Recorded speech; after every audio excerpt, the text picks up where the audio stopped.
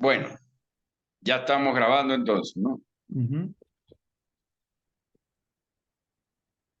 Perfecto, estamos aquí entonces con el, vengo siendo pues algo así como el fenomenólogo, pues es un canal de investigación en términos cotidianos, rizomáticos, básicamente como todos los youtubers. Entonces estamos reunidos como todos los youtubers, o sea, en el valor de espontaneidad y de una dinámica de la comunicación que ahora ya es distinta, ¿no? Y de la televisión.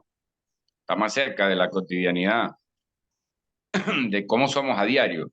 Entonces tiene menos artificio en la expresión. De hecho, bueno, estoy reunido con mi tío, que es mi tío José, pero es economista, y de larga trayectoria ya hicimos una reunión sobre el ocio, sobre la economía del ocio, sobre un tema de tesis de doctorado que nos interesa mucho desde la lectura que hemos venido haciendo de lo que es la posmodernidad, ¿no? O sea, todo lo que puede implicar el ocio en una sociedad, una cultura que va aumentando los espacios para la producción de intangibles en términos económicos, ¿no? O en todo caso, bueno, para pensar, crear, distraerse. Eventualmente, pues hay tendencias o tentaciones dentro del ocio a consumos autodestructivos y a prácticas que pueden ser autodestructivas, como pues, como bueno, es parte de lo que en liberalismo se llama libre albedrío. Entonces, pudiéramos empezar con la diferencia o cómo se comprende dentro del libre albedrío ese ocio, ¿no? Ujú.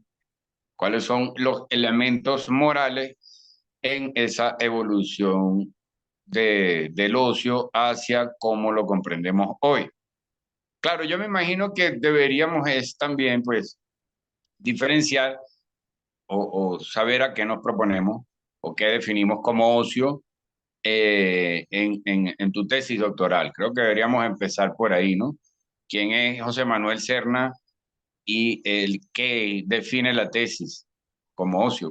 ¿Cómo se define el ocio en la tesis doctoral? De acuerdo.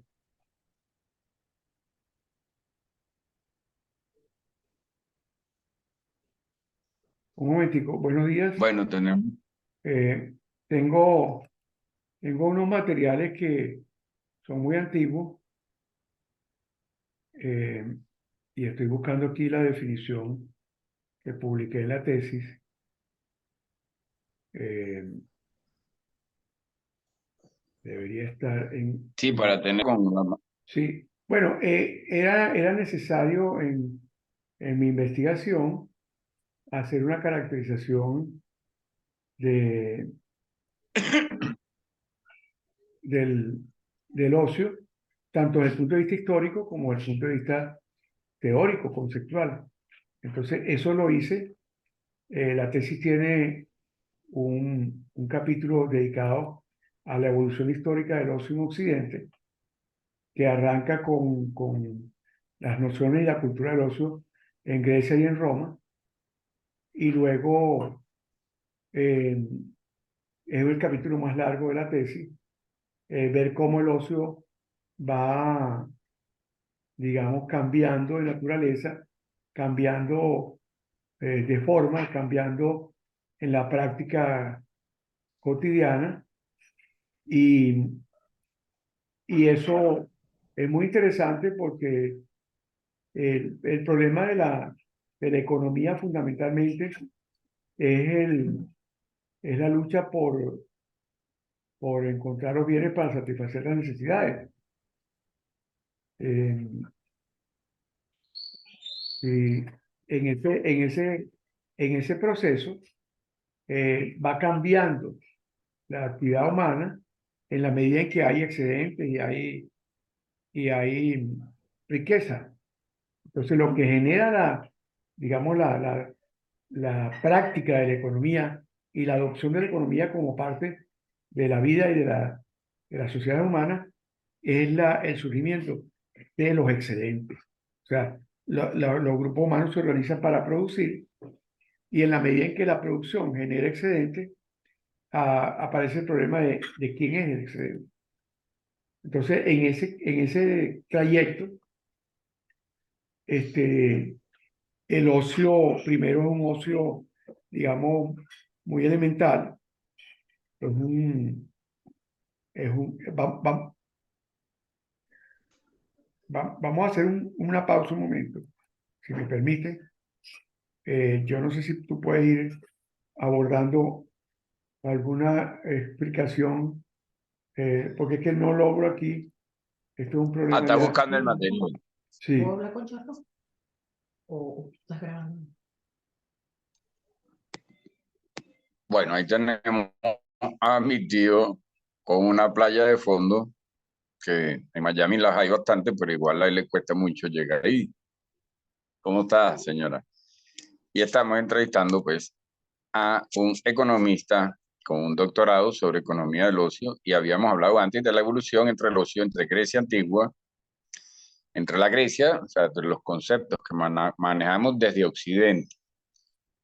No, interesante es de notar también que no habíamos abordado el ocio en Oriente, ¿no?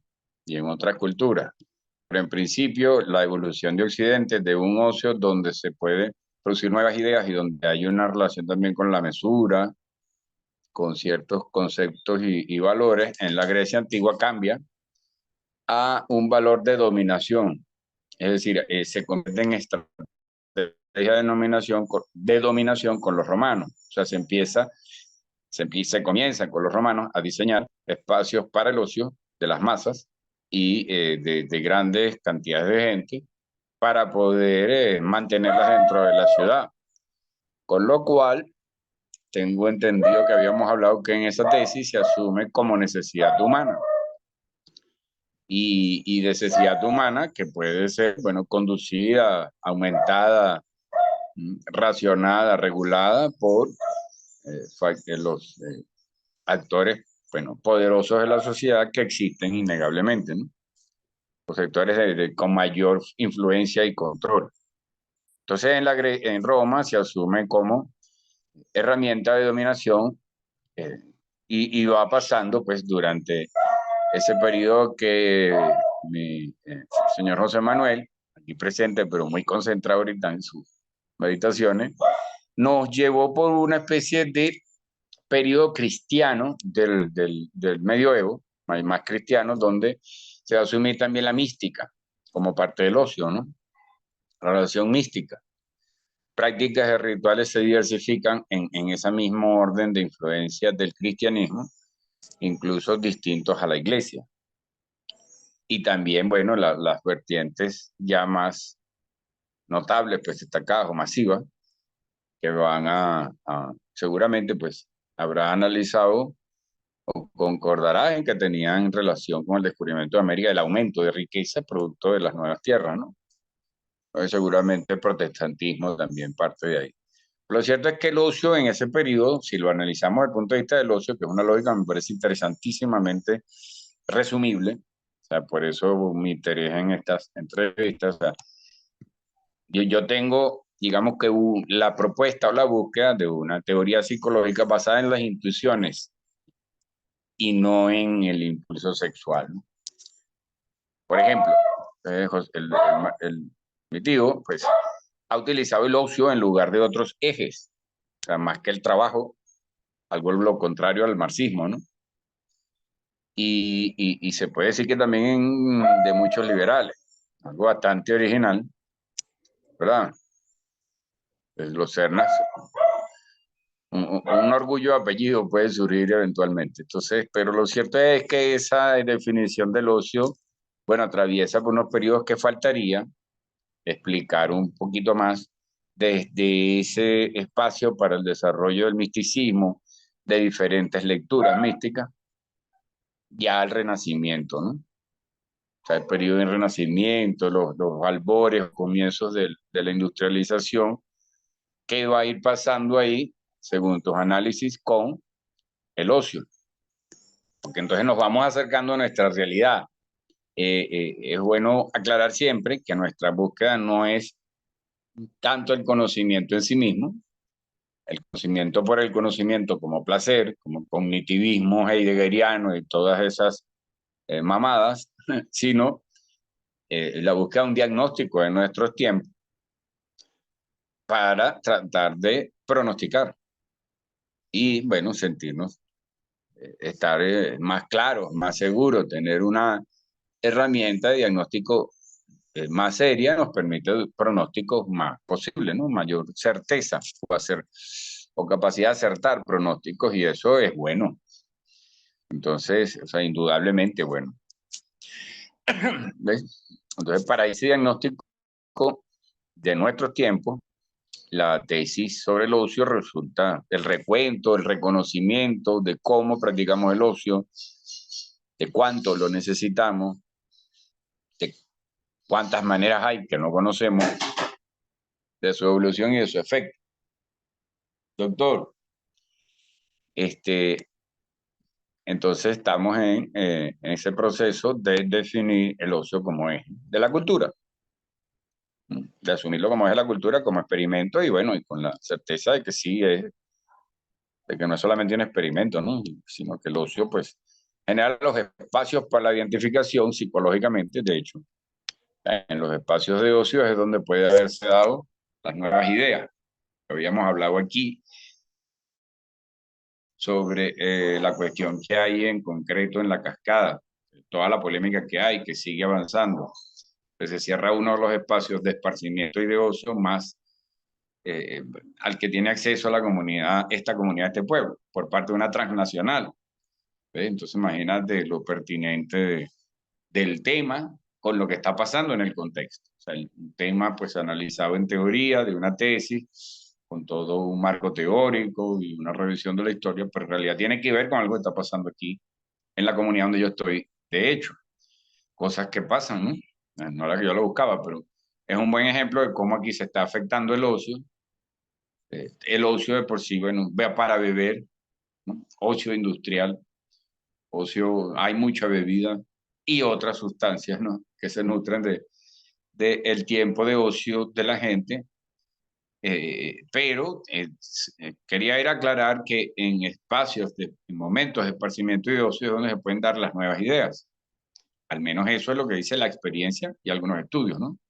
Es difícil que en estado de estrés, de manutención, de cazar, recolectar, defenderse, etcétera, o sea, se empezaron a generar espacios de ocio y se empiezan a generar inventos, sean flechas, sistemas de riego, la rueda, la escritura o la imprenta.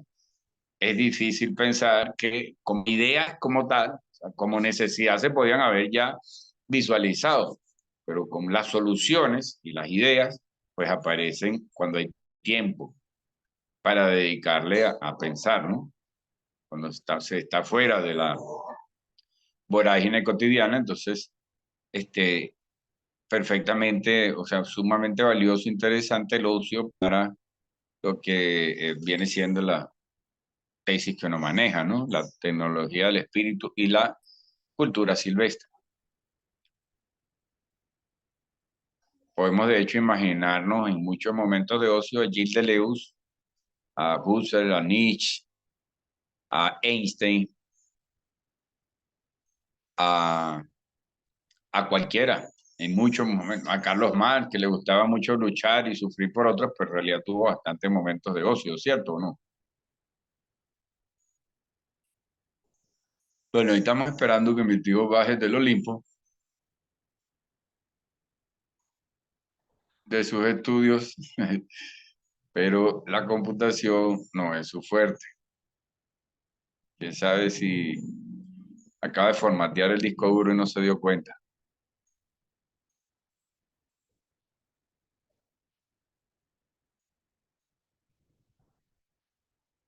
Bueno, ahorita no te estoy oyendo, ¿no? Por si acaso.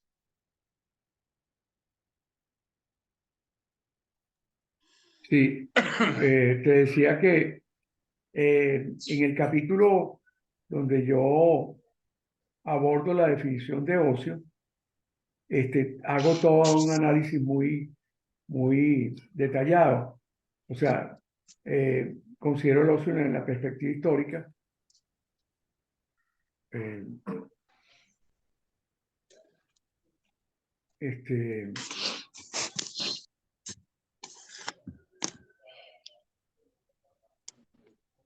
Yo creo que voy a tener Bueno, que, pero la definición de los sí lo tienes. No, de memoria no la tengo, o o sea, te está costando todavía conseguirla. no tengo la definición estricta textual. Eh, el ocio, digamos, es el conjunto de actividades que realiza el ser humano en su tiempo libre, desde el punto de vista físico, desde el punto de vista psicológico. Y ese ocio tiene ciertas características. Una de ellas es la fractalidad, es decir, tenemos dentro del desempeño cotidiano, tenemos normalmente pausas de ocio. Eso de distraerse, por ejemplo, cuando uno está haciendo cualquier cosa, manejando, comiendo, trabajando o incluso jugando, es, digamos, eh, la característica más importante del ocio, que creo que ya la mencionamos en la charla anterior, que se refiere al autotelismo. El ocio es autotélico. Pero si me permites irme un poco hacia la digresión, en esta metodología tuya, se me hace mucho más fácil discurrir y se me hace mucho más fácil explicarte en qué consiste toda la temática del ocio. ¿Ok? Eh, sin, Perfecto. sin Pues atarme, hagamos, sin vamos. atarme a la ortodoxia. Tú dijiste algo al principio cuando estabas comentando lo que significa la economía. Dijiste algo muy importante que estaba referido a a la ética del ocio. Es decir, hay una condición del ocio, que el ocio tiene una perspectiva normativa. ¿Ok? El trabajo de investigación mío se llama perspectivas y prospectivas. Entonces hay una perspectiva que puede ser positiva. En economía positiva solamente observamos los fenómenos tal y como están en la realidad. En la economía normativa establecemos condiciones. O sea, cuando se hacen políticas económicas, generalmente se hace economía normativa. Cuando se hace teoría económica, casi siempre se hace economía positiva. Y el ocio ha sido tendencialmente desarrollado hacia lo normativo. De hecho, los deportes en general, aunque son libre albedrío, ¿no? Ese libre albedrío no se cumple de una manera desordenada, sino dentro de un cierto orden. Entonces podemos decir que que el albedrío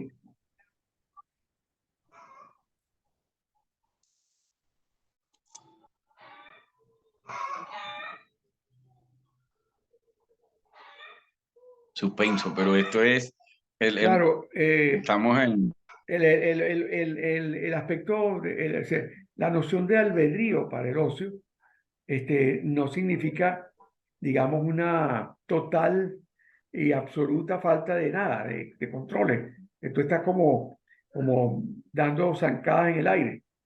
El albedrío simplemente es el ámbito en el cual tú no estás determinado, ¿no? Determinado por algo que te impida, digamos, manifestarte. ¿Ok? Pero eso implica que tú también te manifiestes dentro de un cierto orden de cosas. Es decir, hay un orden natural y hay un orden existencial digamos, que te determina cuál es el rango y cuál es el alcance del albedrío. ¿Ok? Entonces, obviamente, siempre que tú no causes efectos negativos en los demás, siempre que tú respetes a los demás, siempre que tú respetes, digamos, la convivencia, el ocio es un ocio positivo. Pero cuando tú te haces de eso y tú eres de alguna forma dañino o agresivo con los demás o contigo mismo, entonces el ocio pasa a ser ocio negativo, ocio tóxico, vamos a llamarlo, ¿verdad? Entonces, cuando yo trabajé sí, el tema del claro. ocio, lo llevé a ese orden de cosas que es el orden de la economía. Y la economía no es otra cosa que vamos a decir, un conjunto de reglas y un conjunto de acuerdos para poder participar colectivamente en la producción de bienes y servicios para la satisfacción de las necesidades humanas. ¿Ok? Eso es básicamente la economía. En esa economía y en ese ámbito de relaciones humanas para producir y para distribuir los bienes, eh, ha cambiado de una manera bastante sustantiva la situación desde que el hombre tenía las necesidades básicas, que eran alimentarse, dormir, comer y algún tipo de seguridad, hasta el día de hoy cuando hay necesidades eh, desde la diversión en los grados más extraños posibles hasta eh, temas como la seguridad financiera, el desarrollo personal, eh, la seguridad física, y entonces hay necesidades humanas, por ejemplo, de tener armas, y eso es una necesidad humana, por ejemplo, en Estados Unidos, ¿ok? Porque los acuerdos constitutivos de la sociedad han propiciado eso, han permitido eso. Entonces, en ese entorno que ha cambiado a lo largo de la historia, la visión que hemos concretado y que hemos desarrollado científicamente del ocio es la de una actividad humana destinada a satisfacer necesidades del tiempo libre, ¿verdad? Y en ese tiempo libre hay necesidades de orden físico, de orden psicológico, de orden intelectual, etcétera. Entonces, todas ellas. Leer es una actividad del ocio.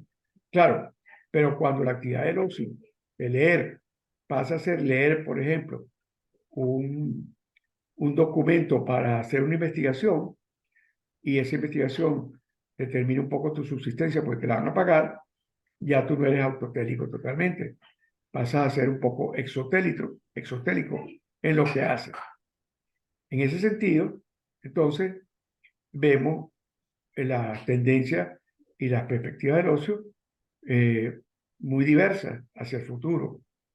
Hoy en día, el teléfono te dice qué tiempo dedicas tú al ocio y el teléfono ya te lo mide incluso con una observación, con un monitoreo continuo de las cosas que tú haces en el teléfono.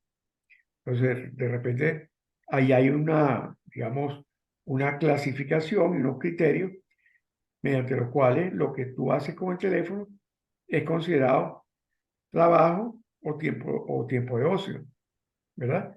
Entonces, te metiste en Instagram, entonces a lo mejor eso es tiempo de ocio en general. A lo mejor hay gente que está en Instagram y no está trabajando, está presentando un show, por ejemplo, una, o un stand-up o lo que sea. Entonces, los criterios van Pues, cambiando. claro, Sí. observo yo, bueno, esa es la parte donde yo quería mantener como una linealidad de la cuestión, o sea, ocio previo a los griegos, ocio durante los griegos, que son una base imaginaria Claro, constitutiva muy clara de nuestra cultura, los claro, romanos, luego el medioevo. Ahora, ¿cómo llegamos a ese punto? O sea, ¿cuál es el periodo, pregunto yo, del claro, estudio en los claro. términos generales y conversatorios?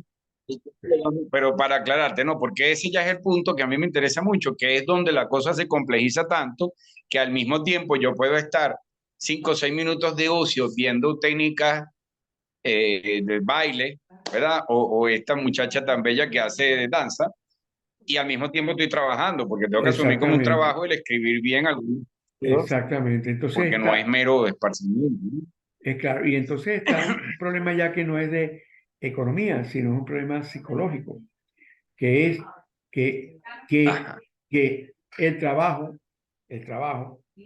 es una forma de... Ya, un segundo, por favor.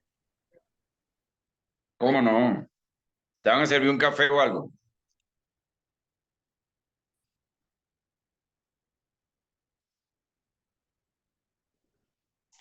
Pues yo aquí debería servirme uno también.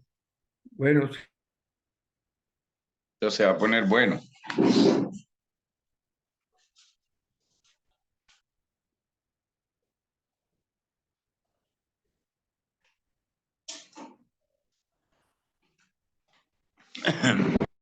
Ajá, entonces, ¿cómo vamos? Bueno, fíjate lo que acabas de hacer, ¿no? Yo hice una pausa por una necesidad que tenía de generar un cierto ambiente aquí en la grabación y tú aprovechaste para tomar café. Ahí hay una Claro, combinación de necesidades fisiológicas o biológicas y de ocio, porque el café te produce placer. Y entonces hubo una corriente psicológica que se llamaron los hedonistas. Perdón un momentico ya.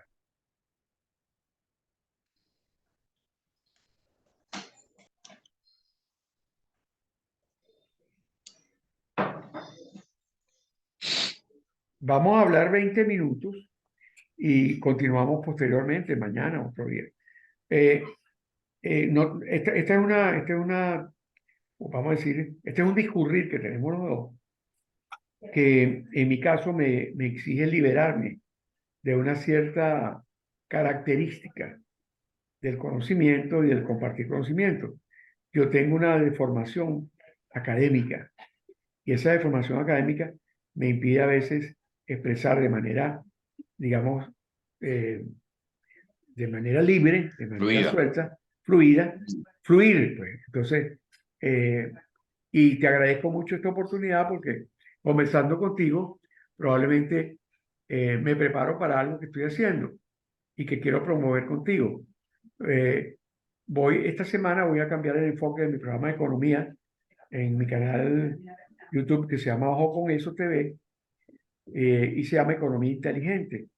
Y voy a tratar de enfocarlo a través de un lenguaje muy sencillo, ver los problemas económicos que están ocurriendo y tratar de hacerlo lo más transparente posible.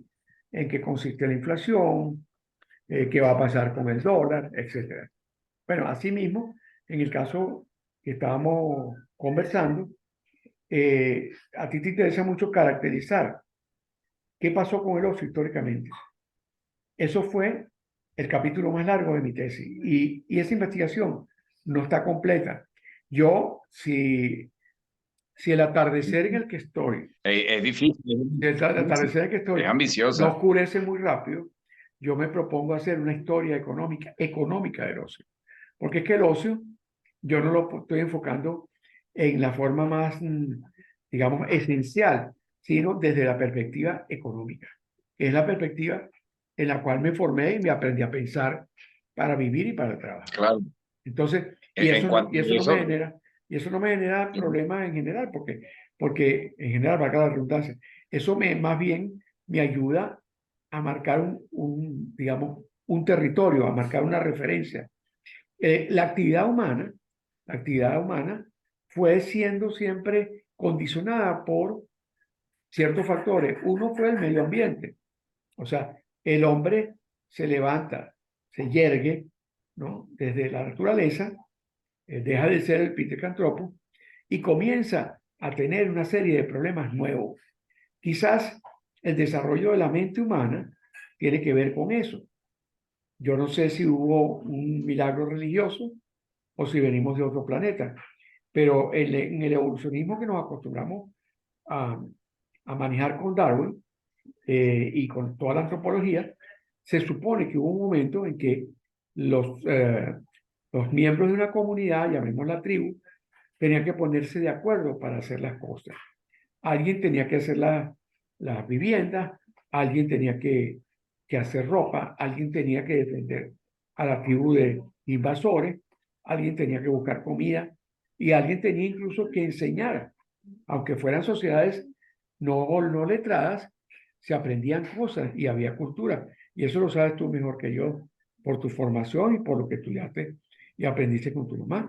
Entonces, en mi caso, yo lo aprendí estudiando y dando clases de historia claro, económica. Entonces, en la historia económica que eso, conocemos, que fue muy desarrollada a partir de un trabajo de Lewis Morgan, que después comentó Federico Engels, ¿verdad? Que se llamaba El origen de la propiedad privada y el Estado, el origen de la riqueza, la propiedad privada y el Estado. Federico Federico Engels lo que hizo fue glosar un trabajo de Lewis Morgan, un antropólogo norteamericano, que observó en las tribus primitivas de Estados Unidos cómo se iban comportando estas sociedades y a partir de allí hizo una serie de deducciones que permitieron definir la comunidad primitiva. Y ahí viene lo que tú decías allí, que era la lógica, el sentido común de cómo pueden haber ocurrido las cosas. Bueno, cómo el hombre empezó a usar utensilios. Entonces dicen que una de las características del ser humano que lo distingue de los demás seres vivos es la previsión. Entonces, allá cuando uno estudiaba historia económica, para dar las primeras temas de historia económica, uno decía que el hombre empieza a distinguirse del animal, cuando toma una pieza de madera o de hierro, de lo que fuera, ¿no? Y la agarra para sacar algún alimento de algún sitio, de un hueco o de un coco. Y cuando él la usa y le resulta útil, él la guarda. Y cuando él la guarda, empieza a ser previsivo. Y ese sentido de la previsión le permite enfrentar el clima, porque el clima varía. Y cuando el hombre se da cuenta de que el clima varía, empieza a hacer construcciones para protegerse del clima y a vestirse. Entonces, en ese camino empieza la división del trabajo. Esa primera división del trabajo, que se mantuvo más o menos muy suave en sus cambios hasta la Edad Media, hasta que vino el artesanado, la primera forma que condujo a la sociedad mercantil, eh, permitió que se organizara el trabajo. Y esa organización del trabajo, que en principio solamente estaba ligada al clima y a la evolución del día y la noche, después empezó a ser medida en horas. Entonces tú ves ya que en la Edad Media, en los conventos, había horarios para la oración, maitines, no sé qué, vespertina, todos esos horarios que hicieron en los conventos generaron digamos, unas rutinas cotidianas. Esas rutinas cotidianas empezaron a dar espacio para el tiempo libre. En el caso del monasterio, ese tiempo libre no era permitido. ¿Por qué? Porque en la condición estricta de la vida religiosa, el hombre no puede dedicarse a nada que no esté justificado con Dios. Entonces el ocio adquirió una connotación de pecado. Así como en Roma el ocio estaba condicionado porque tú tenías que ser reclutado para ir a la guerra, en la Edad Media entonces tú tenías que trabajar en el monasterio o en el feudo para el señor feudal y entonces tenías ya un régimen de trabajo. Entonces ese régimen de trabajo te va cambiando tu vida cotidiana, ¿verdad? Cuando la sociedad europea evoluciona por el comercio, porque empiezan a llegar productos desde el oriente, ahí viene el gran cambio. La primera revolución no fue la industrial, la primera gran revolución fue la comercial y probablemente la urbana, porque antes de la comercial ya los hombres empezaron a agruparse más allá del feudo en ciudades. Pero cuando empiezan a agruparse en ciudades y la producción ha crecido y vienen los comerciantes, empieza el intercambio ya de una forma mucho más intensa. Cuando se hace eso cotidiano y normal, entonces el capital aparece en forma mucho más sólida, la riqueza. Entonces, allí no es suficiente con el trueque, aparece el intercambio sobre la base de monedas y después sobre papeles. Y sobre esas monedas y sobre esos papeles aparece un gran milagro en la vida humana, que es la confianza económica, que no es la misma confianza ¿cómo se llama? Del guerrero en el jefe indio, o del jefe indio en el piache o en el brujo. No, esta confianza es en alguien que te da un papel o un pedazo de metal y tú lo aceptas y le entregas algo. Ese momento de cambio, que no empezó en Europa, que empezó en el Mediterráneo, y creo que incluso antes de Grecia, con los asirios, etcétera, fue haciéndose mucho más sólido con el comercio que se generó a partir del descubrimiento de América. Con el descubrimiento de América explota el comercio. Entonces viene una gran revolución comercial, vienen los primeros estados poderosos colonialmente, y entonces allí el régimen de trabajo al que son sometidos los europeos es un régimen mucho más tortuoso. Entonces el trabajo se convierte en una obligación, ¿verdad? Y aquellos esclavos de las sociedades antiguas dejan de ser esclavos, pero pasan a ser trabajadores asalariados. ¿Ok?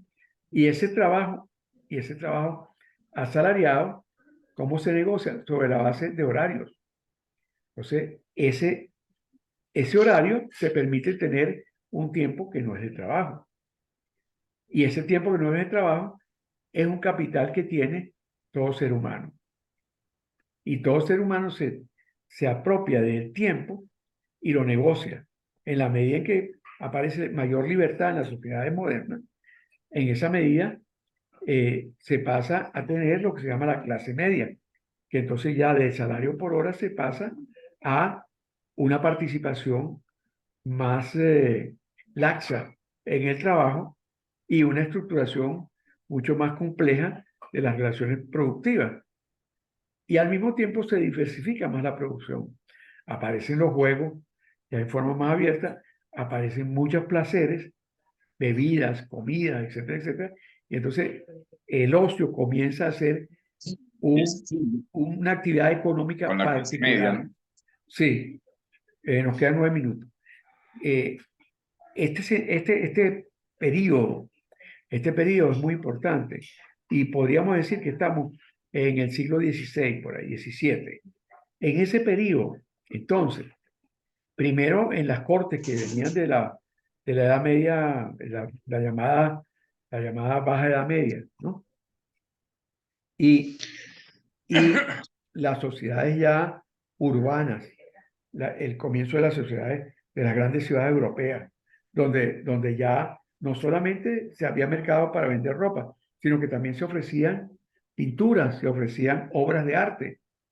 El arte se desarrolló mucho en la Edad Media, entre otras cosas, como una necesidad de la religión. O sea, el ocio más importante de la era religiosa de esos 1000 años de la Edad Media se quedó expreso en la literatura, en la pintura, en la música, que generaron entonces una gran, digamos, posibilidad del ser humano de, digamos, de disfrutar el tiempo de otra manera.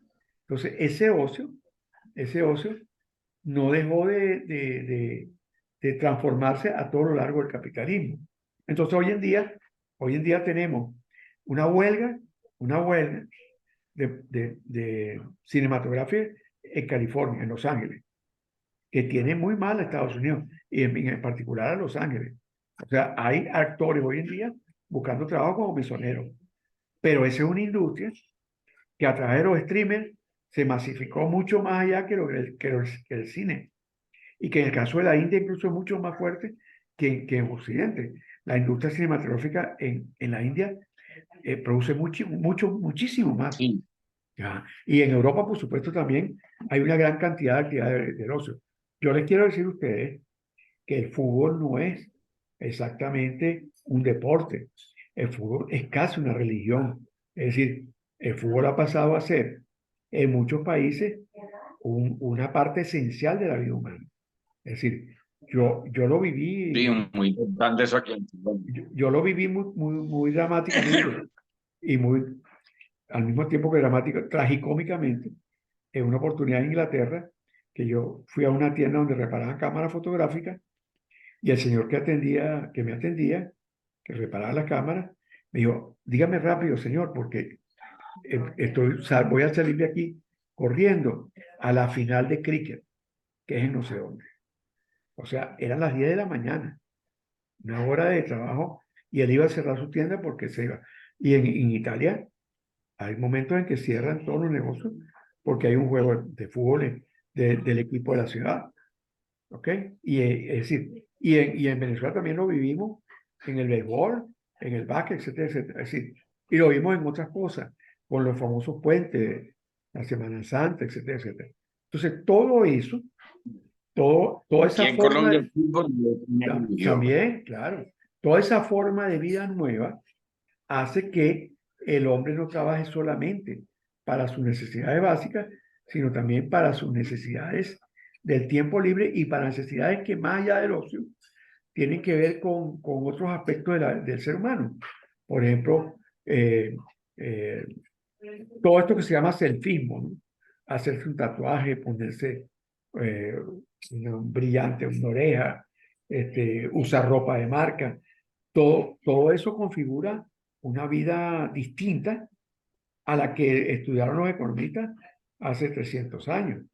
¿Ok? Y entonces hoy en día, eh, esa nueva economía que la tecnología ha impulsado tanto, porque ya mis nietos más pequeños han visto ya varias veces la última película infantil que está de moda y mi hija pasa horas del día con esa película para los niños. Esos niños se están preparando, quién sabe para qué clase de futuro y para qué tipo de actividades.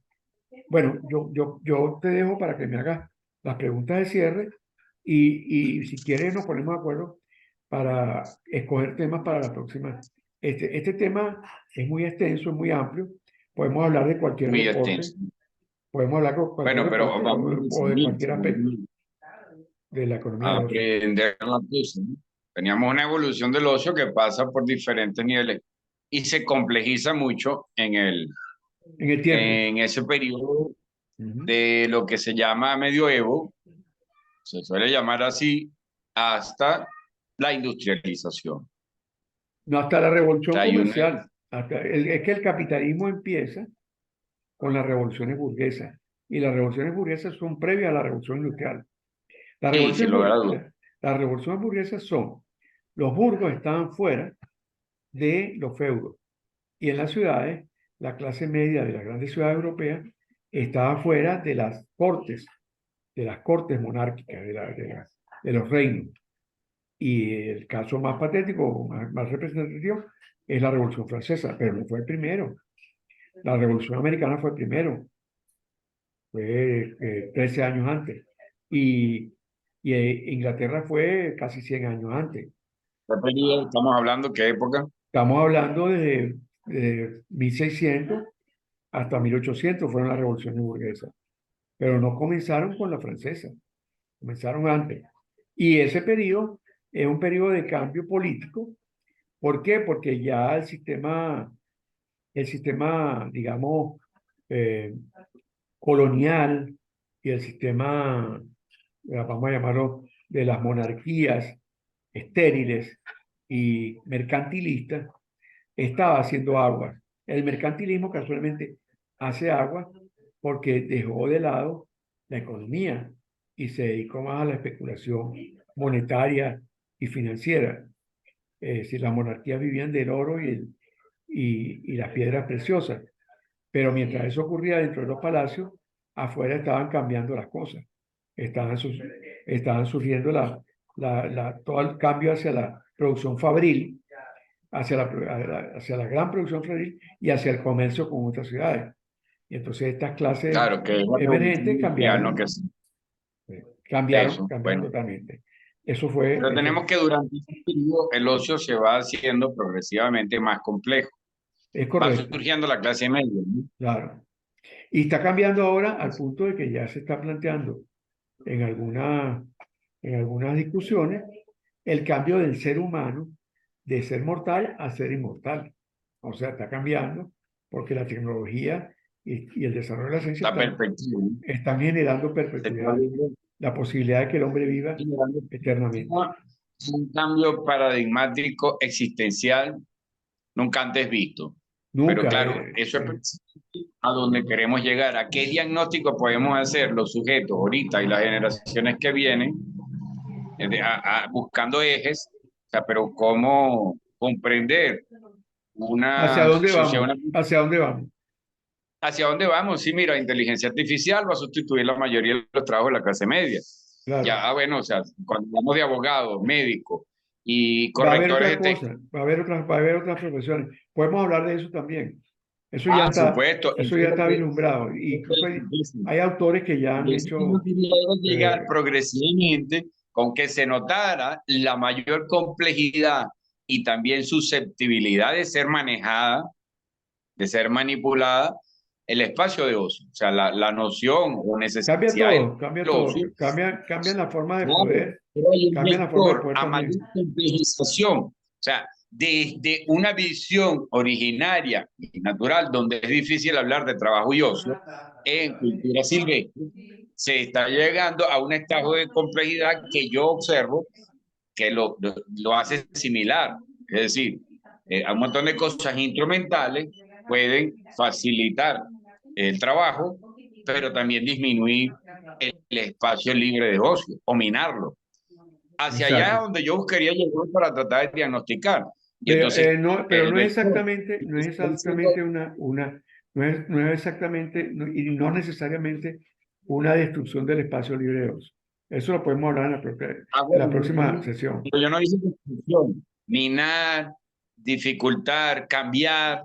Es decir, va a cambiar la dinámica. Ahora, Hay una por ejemplo, transformación. un trabajo de 8, 10, 16 horas y uno que otro día por ahí de ocio, ¿no? Exactamente. Va cambiando. Para mí ha cambiado.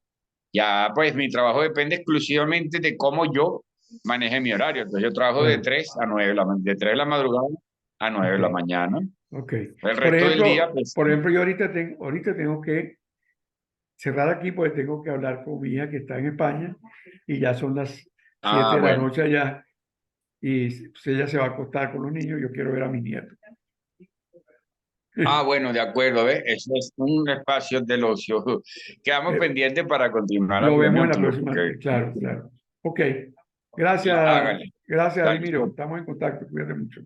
Suerte a todos. dale. Un abrazo. Entonces, seguimos Bye. aquí con el tema de la economía del ocio y continuamos en otra oportunidad a partir de donde lo dejamos Seguimos aquí, ¿no? conversando. La Exacto. complejización del ocio. Ok, Muchas gracias, tío. hasta luego. Señor José Manuel Serna, mi Gracias, hasta tío. luego. Saludos.